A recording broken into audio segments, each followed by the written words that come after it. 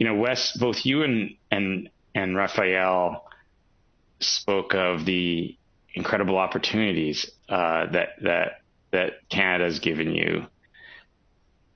You juxtapose that with a discussion around systemic racism and the word systemic racism. And there's a lot of very good-willed, decent people who feel very uneasy with the thought that that systemic racism exists because it speaks to systems and therefore speaks to people's own integrities and biases and that sort of thing. And some good-willed people may even feel a little offended at the prospect of suggesting that there is systemic racism on Bay Street or in government or in the army.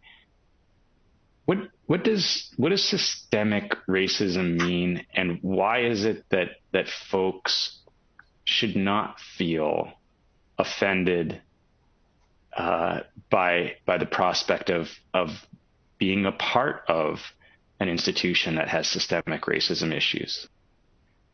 The unemployment rate for Black people in Canada is 17%. For non-Blacks, it's 9%. For Black women, it's 19%. For non-Black women, it's 10%. If you go to university and have the exact same degree as a white Canadian and you get the exact same job, you're going to earn 20% less in compensation today as a result of that. That is $1.5 billion coming out of the Black economy.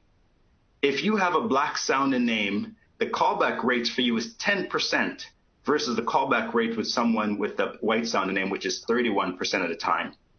If you are a white person with a criminal record, you're going to get called 1.5 times more likely for a job than a Black person without a criminal record. So we're not trying to say to people feel guilty about the fact that Blacks are treated differently. We're saying the numbers are clear. 16% of the hate crimes in Canada are against Black people.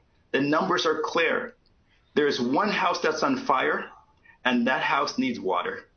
And we can walk down the street and say we're going to douse every single house in the neighborhood, but we're going to focus on the one that's on fire because that's going to protect all the other houses in the neighborhood.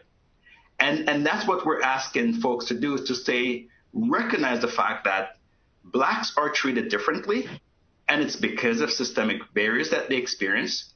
So let's just remove the barriers so that we can have a just society.